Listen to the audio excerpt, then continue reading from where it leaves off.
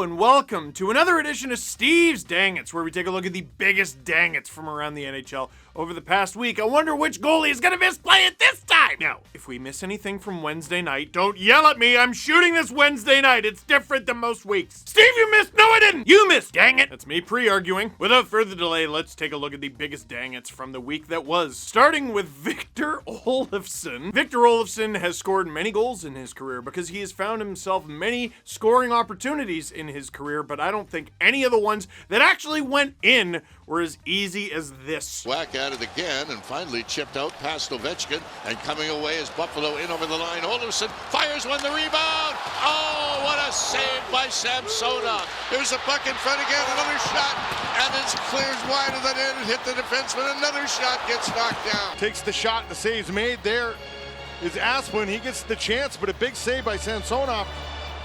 And there's Olsen in the slaughter. He's got the whole net. He just turns and fires. He gets himself in a great position. Everybody looking the other way. You got Ovechkin trying to play goaltender there. Good effort.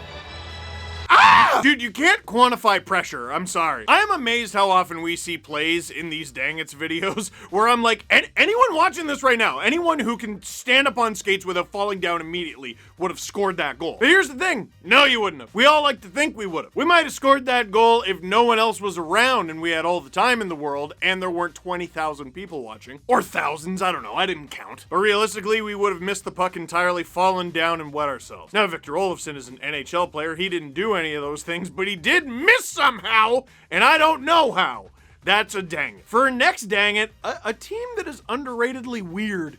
The Dallas Stars. Weird things happen against them and to them. Weird things happen that both benefit and hurt them. They're in these videos a lot. And without teasing it, I want to see if you can see the dang it in this clip. If you need help identifying the Dallas Stars, they're the ones with the jerseys you can see from space.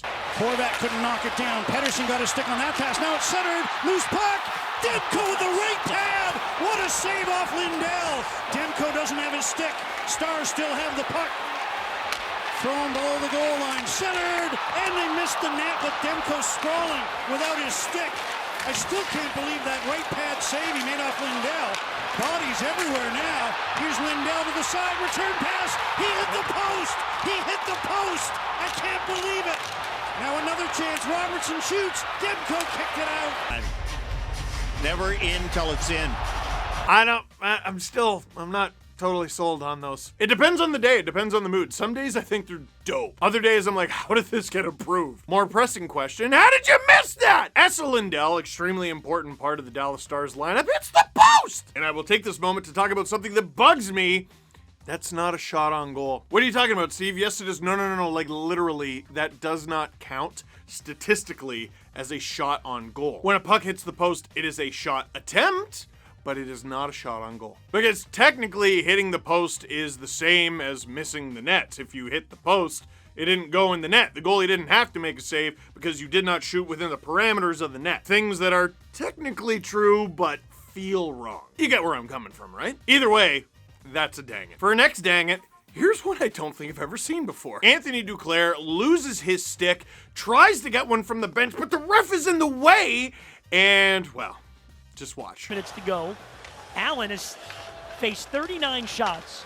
Montreal has blocked another 24 Panther attempts. When they get going, he'll head to the bench, most likely again. The net is empty and they score. Paul Byron with the extra skater on.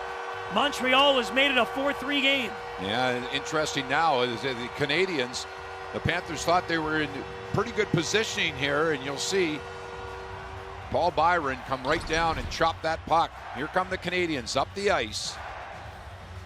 And he gets a little behind Gudas and then thrown off. It goes off the skate. Can we watch the replay of that? And producer Drew, can you crank the volume, but also make sure you censor it? Because you can tell the moment he realizes a mistake has been made. Montreal has blocked another 24 Panther attempts.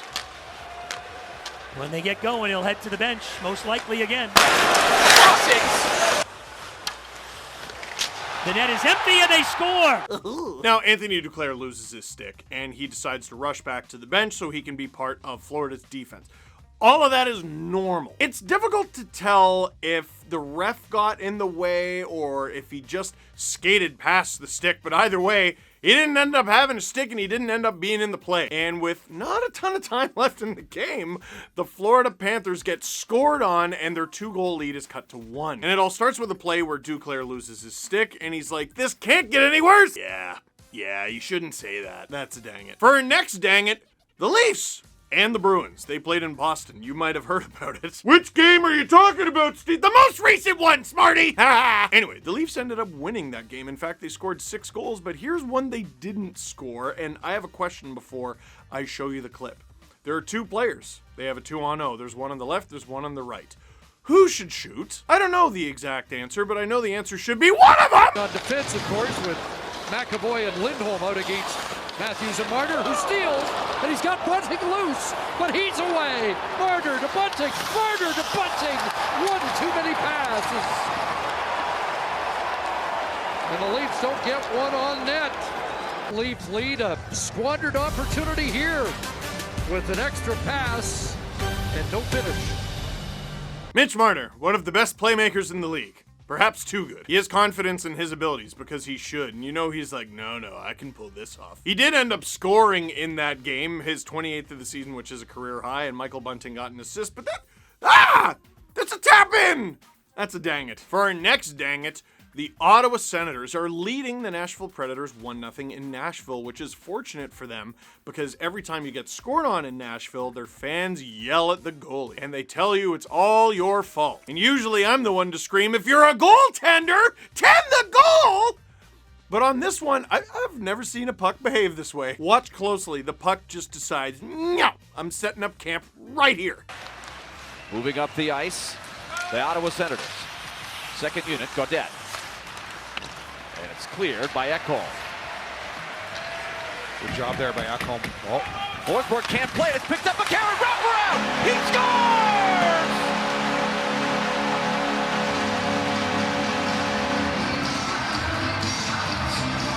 The Predators get a big break.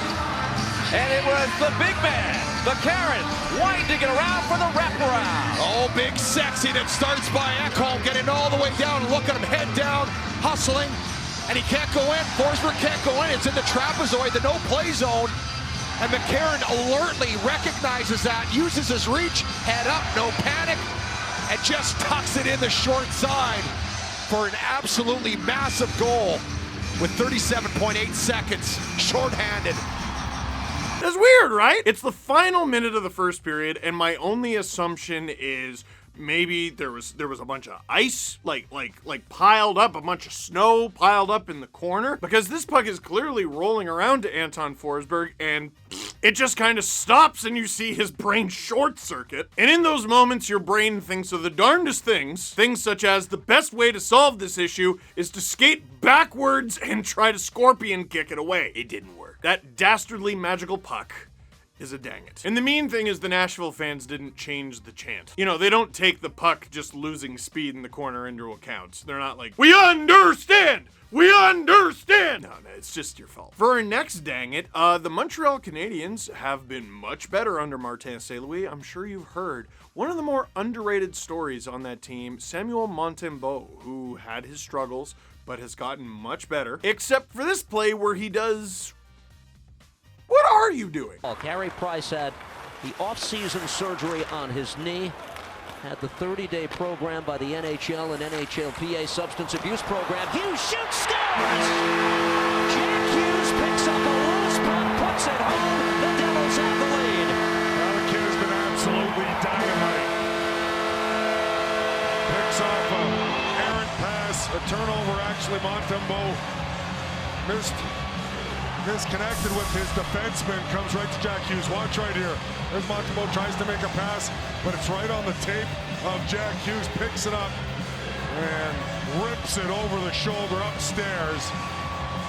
Well, you see the forecheck from Sharon Govich. I don't think Montembeault expected Sharon Govich.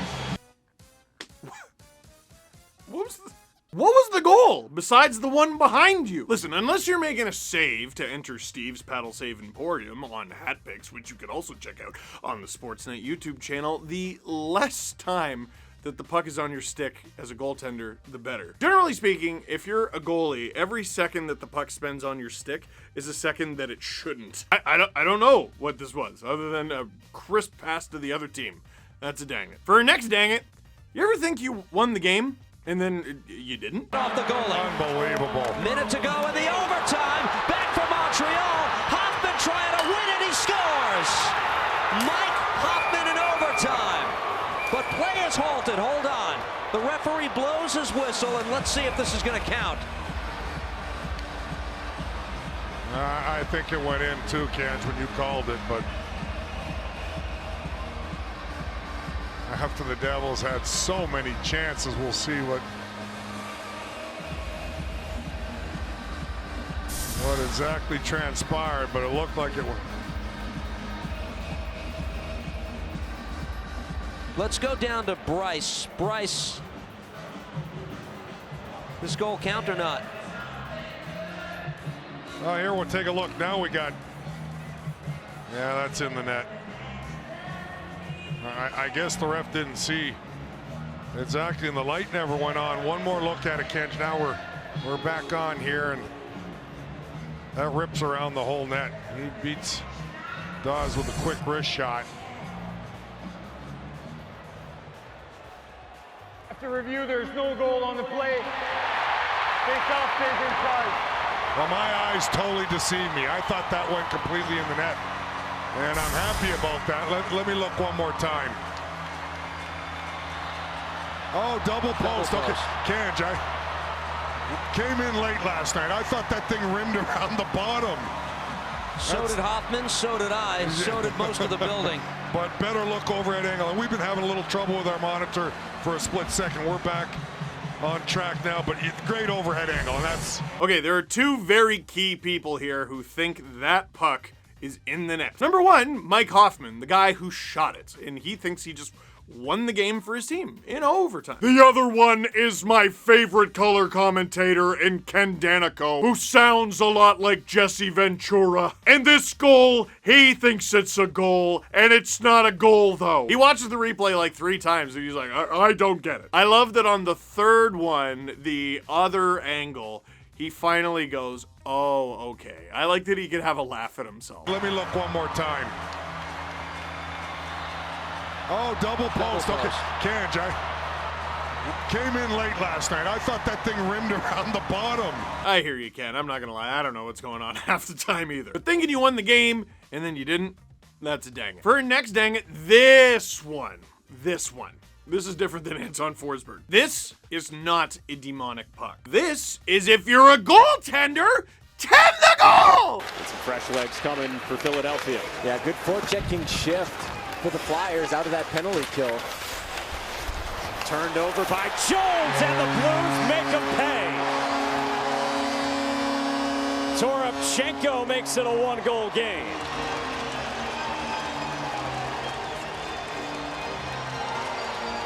Well, this was just a miscommunication behind the net from the Flyers on the breakout. He tries to one-hand it, does Martin Jones with the stick.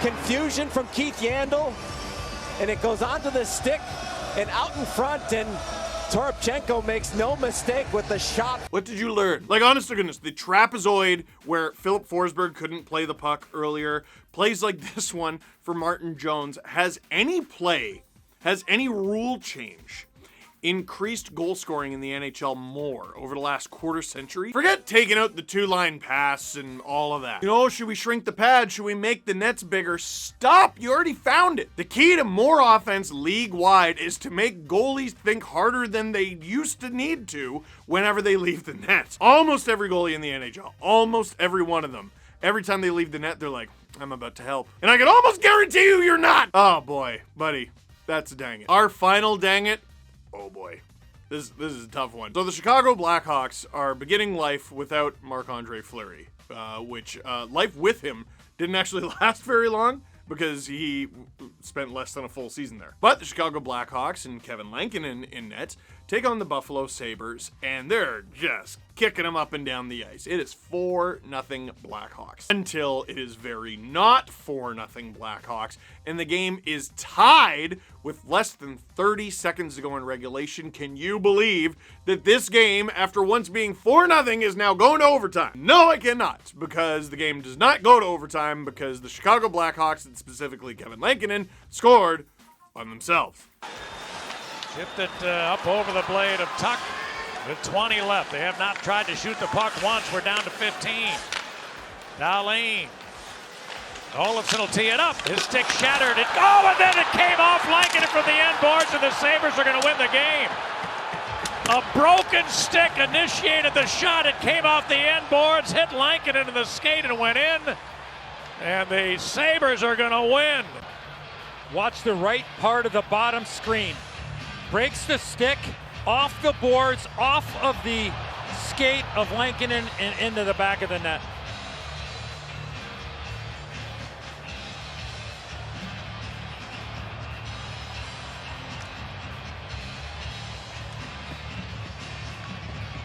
I want to yell it because it's kind of my thing, but it just feels kind of mean. Like, I mean, he's looking at what he's doing to the post. He's being very cruel to that goal post.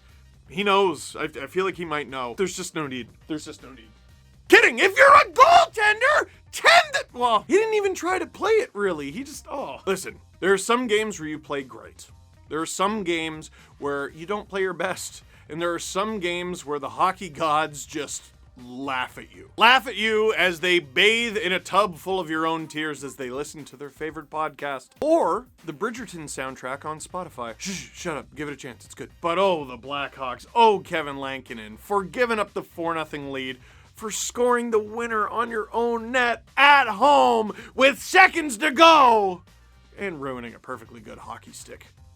That's a dang it. So, what did you think of this week's edition of Steve's Dang It's? Let me know in the comment box down below. But for now, that is it for this one. Thank you very much for watching. Click like if you like this video. Click subscribe if you really liked it. Tell all your friends. Kevin needs a new stick. Someone, he needs a new one.